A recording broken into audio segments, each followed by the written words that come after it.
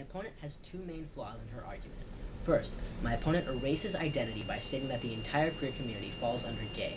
And second, my opponent uses anecdotal evidence to come to the false conclusion that queer people do not face discrimination. These are both detrimental to her argument because she only looks at the queer community as a community of gay men and women, and because she offers no hard facts that same-sex marriage should be the top priority of the queer movement, it is obvious that the Employee Non-Discrimination Act should take precedence. If language didn't matter, as my opponent states, then we would not even have a word for being gay. But it does, and language is tied to identity. This is why bisexual people identify as bisexual and not gay.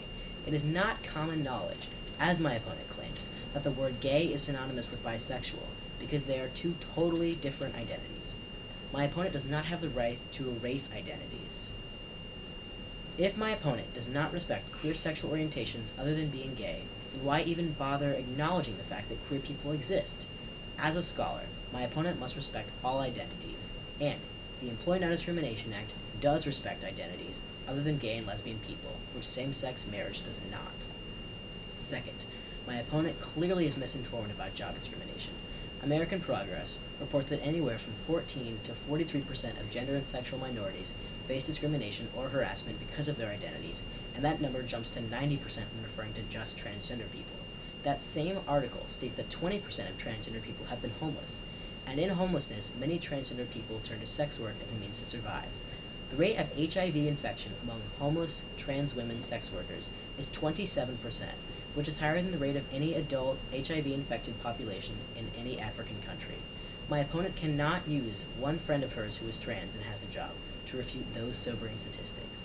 It is foolish of my opponent to compare the difficulty of finding and maintaining a job as a transgender person to a person with a piercing or a tattoo, when clearly not being able to make money is literally killing the queer community, while piercings and tattoos are choices.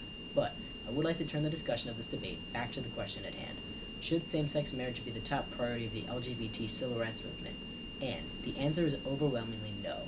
As I have argued, the Employee Non-Discrimination Act is the most important issue that the queer community should focus on, which is why I would like to make clear that it has nothing to do with hate crime laws, which my opponent suggests.